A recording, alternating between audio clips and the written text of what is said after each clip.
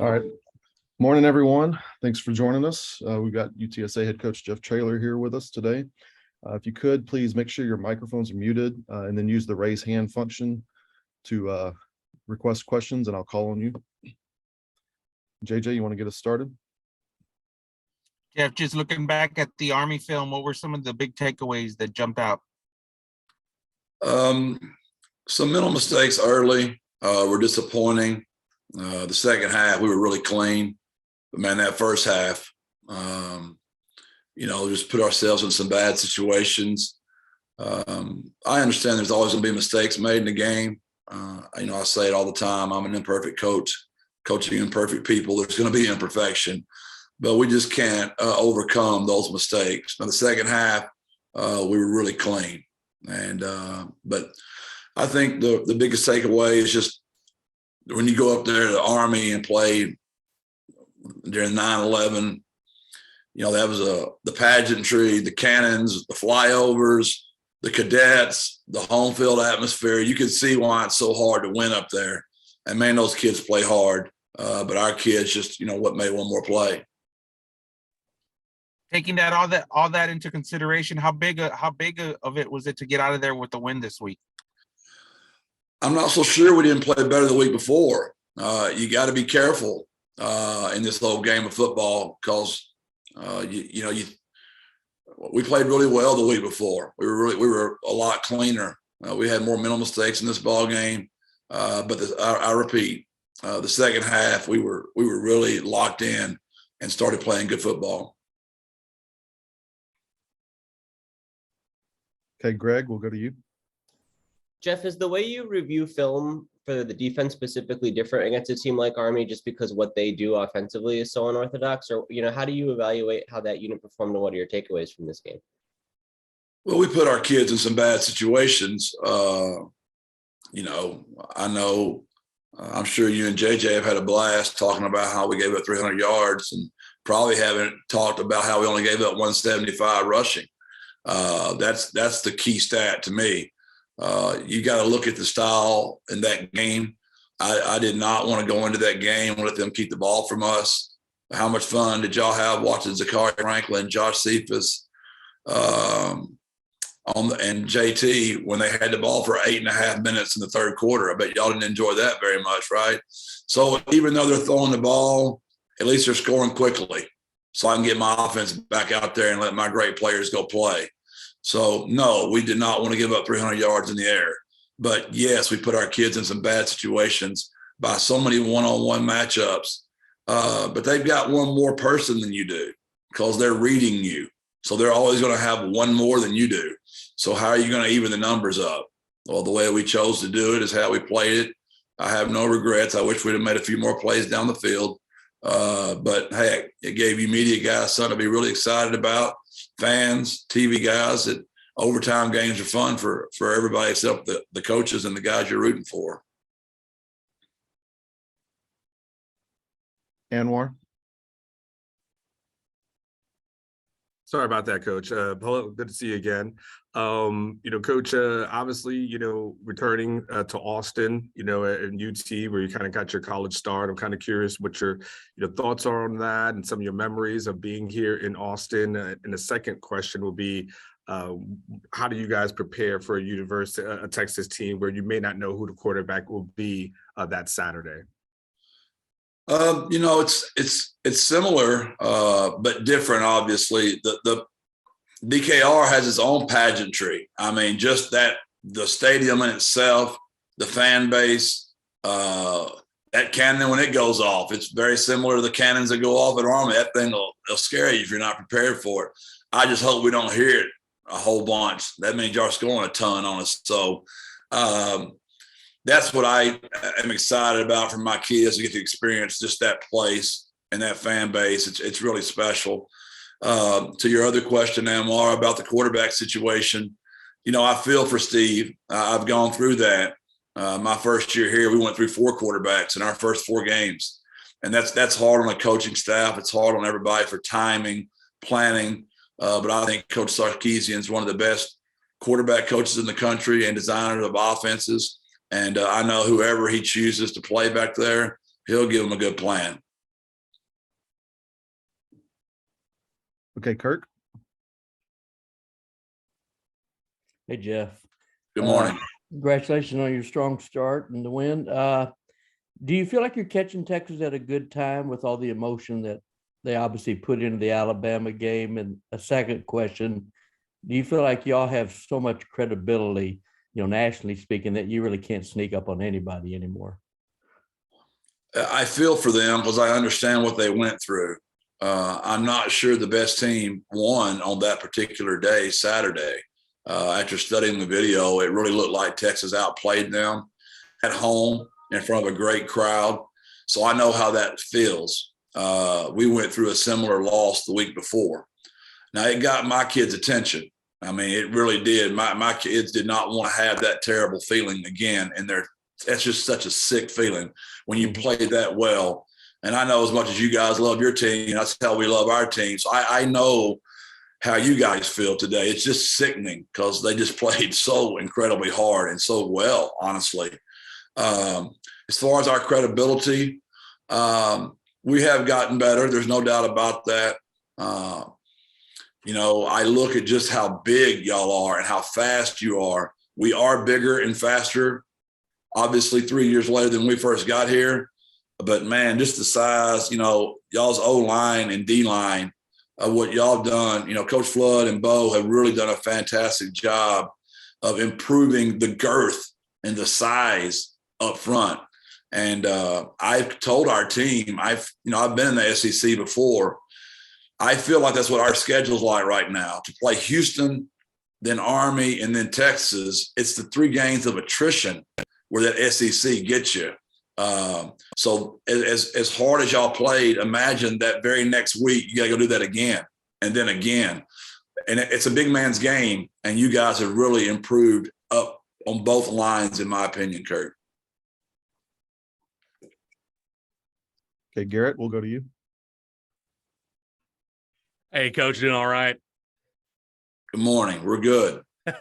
Coach, kind of what Anwar was talking about, but going back to how special this game is for you personally, this is the school that when you decided to take that jump from Gilmer to the college ranks, looking back at that time, what stands out to you? And just talk about that journey you've had from Gilmer to Texas and now to what you've built there at UTSA, and it all culminating in this big ball game on Saturday.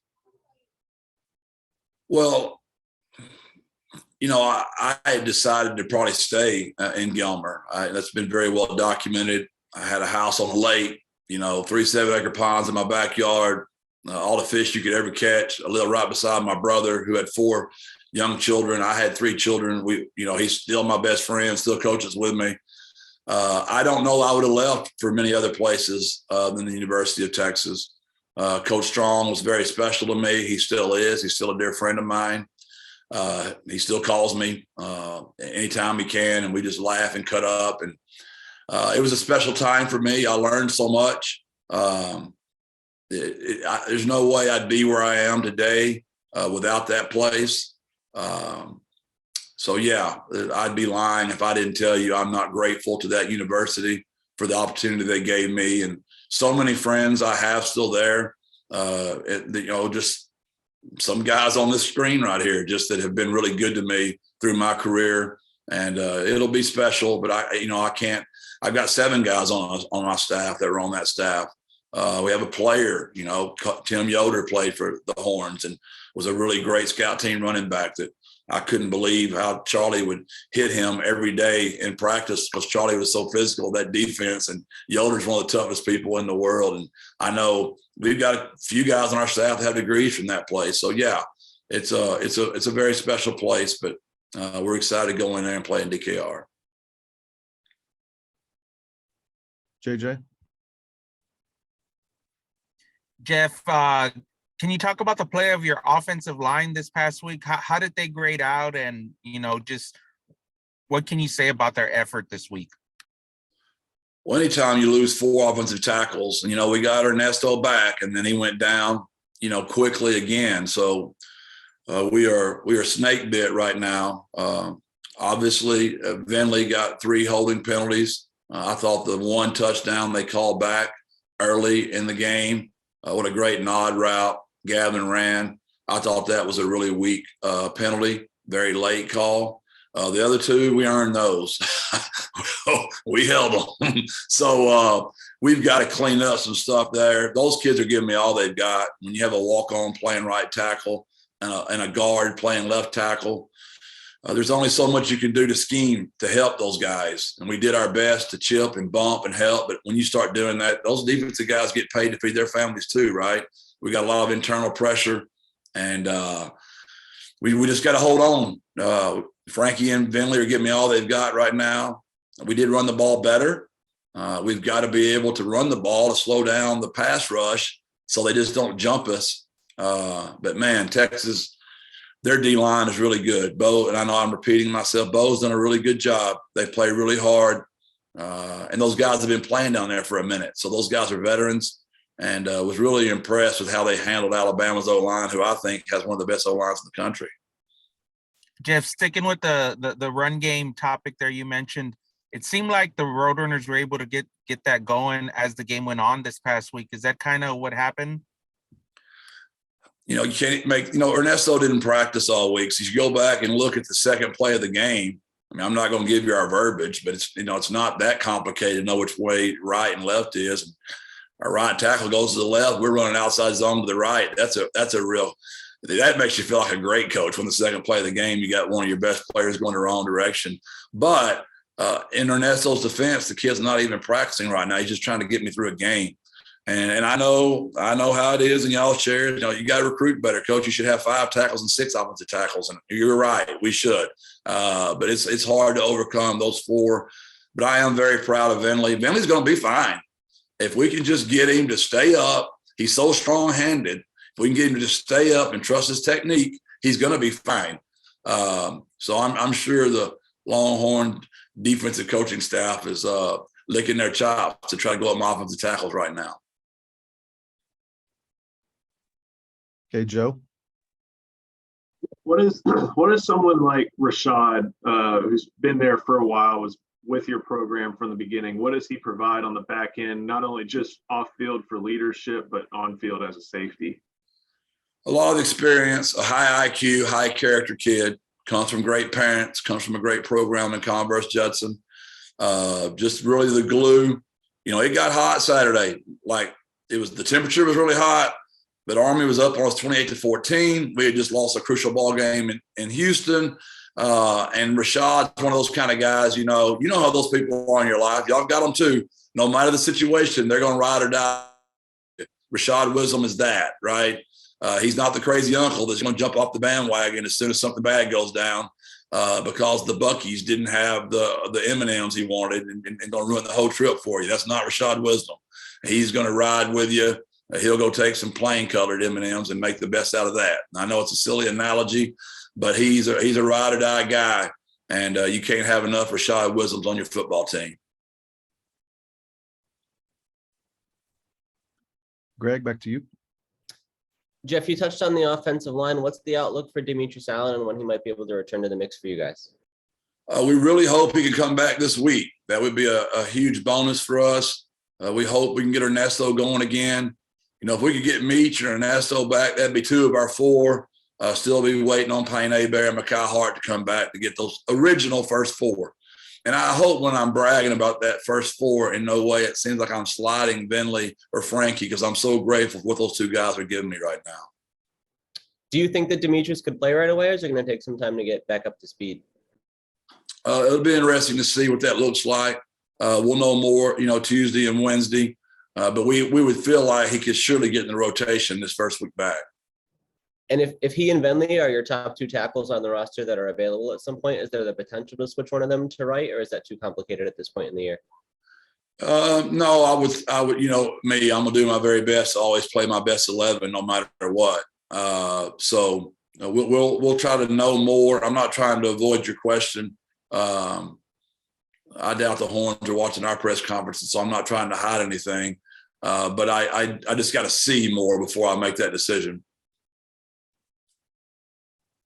Back to you, Kirk. Yeah, Jeff, as far as Frank Harris and your wide receivers, do you feel like, they're as good a group, quarterback and wide receivers, like top 25 quality? And And what would you say a win over Texas would mean for your program? Frank is just special. He's really gotten a lot better, Kirk. I mean, he is so improved. I mean, he always has had that moxie, the love for the city, the love for his teammates. Again, he's raised by two wonderful people, by another great program here in the city in Clemens. That was a blessing for me to get to have wisdom from Converse Judson and Clemens Frank from Clemens, because they're such good people. They bought into our culture immediately, and you know how that is. It's a player's game. When those players buy in, it just works. It just works. And so Frank, it starts with Frank. Those three receivers, man. When we got here, Zakari was already a very gifted receiver from Cedar Hill. He's become a great blocker as well. He's become a great teammate. JT's probably the one that's improved the most. He's number one. He's a very physical looking specimen. He'll look like your guys look. He's big, physical, fast. And then Josh Cephas has really improved as well. His girth of his body has gotten a lot better. So that, we don't want to throw the ball 45 times a game. Obviously, that's not the ideal way to win. It's just kind of where we are right now. As far as the significance of a win over a team like Texas, to answer your question, anytime you get a chance to go against a Power 5 opponent, the media loves the G5, Power 5. I really wish those terms would just go away. I think it'd be better for our game. The more great teams we have playing each other, the more fun it is for all fans, for media, for coaches, for players. And I think last weekend was good for all of college football, and it gives the Roadrunners hope. Garrett? Coach, what kind of opportunity is this for you guys to continue to build this brand in a game like this, to really showcase what you guys are doing in a game like this against Texas when it comes to recruiting and stuff like this in the state of Texas? You've done a great job so far. What does a game like this could possibly do for you guys as well? Well, that's really what it boils down to. You use the word brand, and what is branding? It's when your identity and your image, they match, right? So we really pride ourselves on our triangle of toughness, our culture pillars, and we just want that to show up Saturday. We want to be men of integrity. We want to have passion on that sideline. We want to be mentally and physically tough. We want to be selfless, be about our teammates. We want to give a perfect effort. And we just really believe if our single-digit players, we vote for those single-digit guys, if they'll go out there and exemplify our pillars, we can play with people, and I know talent matters, and I know home field matters. All that stuff really does. But we don't control anything about that. All we can control is us, and we've got to go in there and do what we do to the best of our abilities and let the chips fly. I know people can't stand it. We don't talk about winning and losing very much here. We just want to do our absolute best. We think we've got enough talent on our roster, and we can coach good enough that we'll win more than we lose, and we'll just be true to the brand. JJ? Jeff, can you tell us, I guess, what happened with Nick Booker Brown for him to make his Roadrunner debut and just his effort in this first game? Yeah, well, he transferred from NC State, and we had just been waiting on a waiver from the NCAA, and it finally got approved. So that was one of the benefits of having a 5-hour delay on a plane. Believe it or not, we were supposed to fly out at 10. The NCAA approved him at 10:30. So a 5-hour delay benefited in Booker Brown getting to get on the plane, and he made a sack, which probably was one of the biggest plays in the ball game. So crazy how sometimes in life, what's the old saying? When you get lemons, you got to make some lemonade, right? So we made some lemonade out of a 5-hour delay. Another guy I wanted to ask about was Luke Lopez. It seemed like he had a really good game. It was so hot up there. We felt like we needed to rotate offensive linemen. Luke got about 38 snaps. He's a redshirt freshman for us. So that was really good for him to get out there. And obviously Ernesto went down. So Frankie and him split about those reps because he went down. But yeah, we're going to continue to play those younger offensive linemen and develop them because the old high school coach in me, I'm going to come out. I know none of you old college guys are going to want to hear this, but non-district's almost over, boys. District play is about to start, and we got to be full bore when we go play Middle Tennessee for the district opener. And I know it's conference. I'm being funny. Okay, Greg. Jeff, given Will Stein's connection to Hudson Card from Lake Travis, is there any way that he can kind of help your defense during the week get prepared? Maybe some things about tendencies or preferences that might stand out from their time together?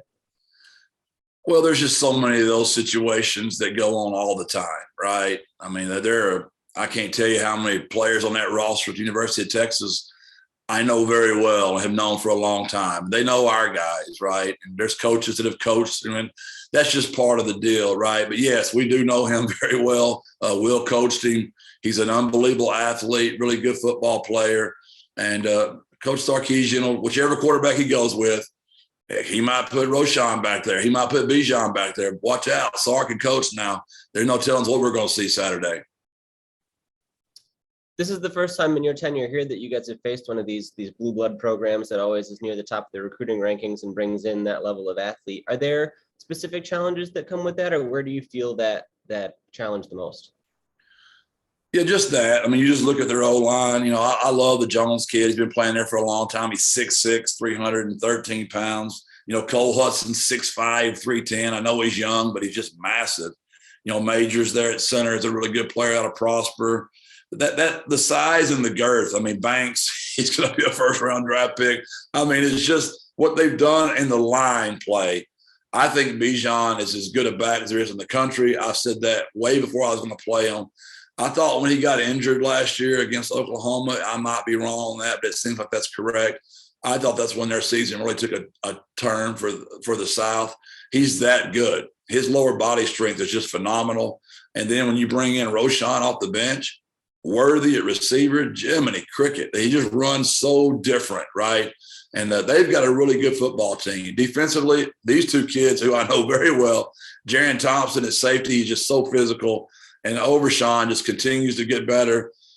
You know, the D lineman, Colburn, I've loved that kid forever. Ojimo, they're good. Jameson at corner, I've watched him forever, returning kicks and punts. Just, you know, they give me the heebie-jeebies just watching them right now. I am happy for them because that place deserves to have a great team. They've got them one.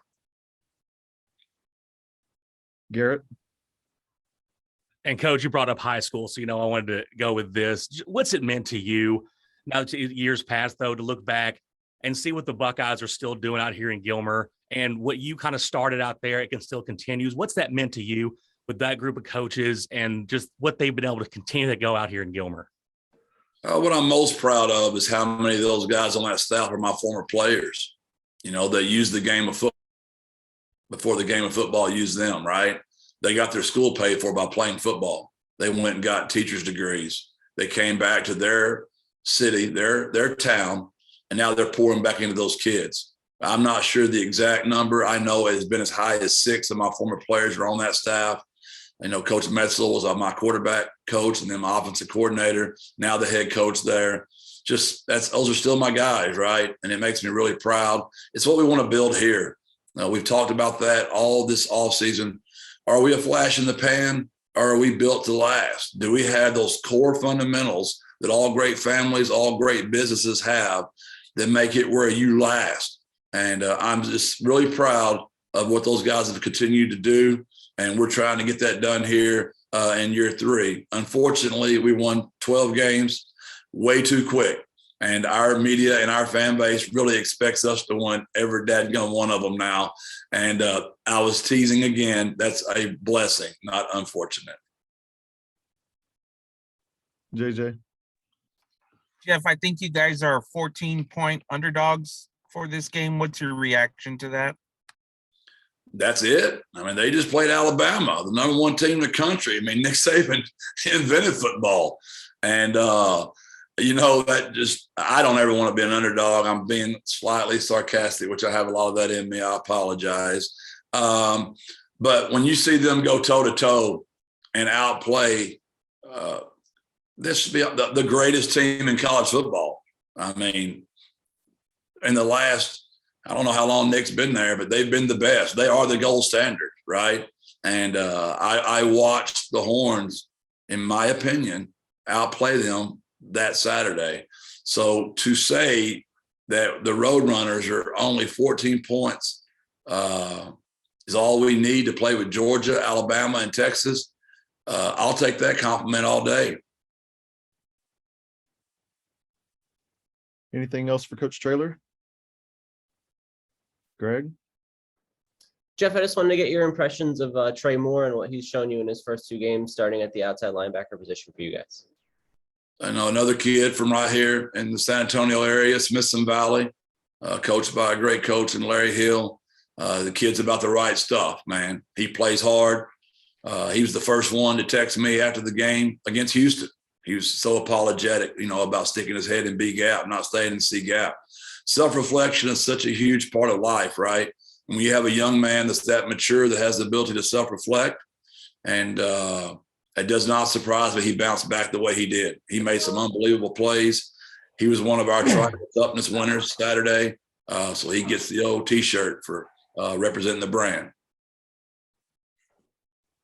And Kirk? Yeah, Jeff, I was wondering, could you get elected mayor in San Antonio yet? And as far as recruiting, can you get in the living rooms of 5- and 4-star players to try to sell your school? Before the Houston game, Kirk, it had been close with me and Ron, but after the Houston game, Ron's going to smoke me right now. These guys are ready to kick me to the curb right now. You know how that is, Kirk. For your other question, until we get our NIL money up to the right amount, I'm not going to be able to get any more of those. In the old days, I could, because I knew everybody, right? And I had a connection to get in there. Now, I might can get in the house to visit with them, but we're not going to get past that cup of sweet tea if we don't have the right amount of NIL money in our establishment. And I know you're not supposed to use that stuff to recruit, and we would never do that, but those kids know what the other kids are getting, and we're moving that way. We've got a collective, we've got a nonprofit going, and we've got tons of boosters reaching out and helping our kids right now. And that's going to be the game changer from here on out. I think it's going to be a fascinating study in the next 10 years to see, like, the haves, the guys that are paying kids millions versus the universities that are paying absolutely nothing for NIL. And then teams like us that are somewhere in the middle, right? But we're the 7th largest city in the country. Our fan base is really getting excited about how we play football. I've always felt, Kurt, if you'll play an exciting style, if you'll score points and be clean and play the game the right way, I think we all want to root for that. And our city is slowly but surely enjoying and loving what our kids do. So when we get our NIL money right, I think we'll be able to get back in there and get back in those homes. But until then, we got to keep winning some games and get that NIL money right. So you're saying nobody drives a Lamborghini like Bijan Robinson yet? We don't pass out new burnt orange beats to all of our players. No, we still got just the old Apple little white things that are in your ears. That's what we rock with. We might have a couple of guys with some bows that might roll out there with Saturday, but no, we're not to that level yet, brother. Thanks, Jeff. Thank you. JJ, you want to close us out? Jeff, it seems like there's going to be a lot of Roadrunner fans in Austin on Saturday. What's your message to all the UTSA faithful making the trek up? Man, I was even in New York. We had a great showing up there. I mean, those guys were loud. There was on that goal line stand, which I thought we won that goal line stand, but that's not the way it was decided. That was on our end of the field per se, and you could literally hear defense. And I'm like, are we at home or are we in New York right now? And I was just thrilled with how our fans showed up. Now, I will admit half of those are my wife, because I've got 2 kids up there in New York, and she got all her family up there. So there might have been 100 trailers up there being that fan base, but there was a lot of people for us. I know I've got so many friends right now reaching out, wanting to know if I can get them tickets to the game, and there's just no way I could pull it off right now. I expect a good showing, but there'll be some burnt orange there, and there'll be the true Roadrunner orange there as well. I'm excited to see those guys, and just quit talking so much trash on Twitter. We got to fly low, people. Fly low. Man, we got too many trash talkers on Twitter. Thanks, Jeff. All right. Thank y'all. Thanks everyone for joining us this morning. Thanks, Coach. God bless. Birds up. Thanks, Jeff. it.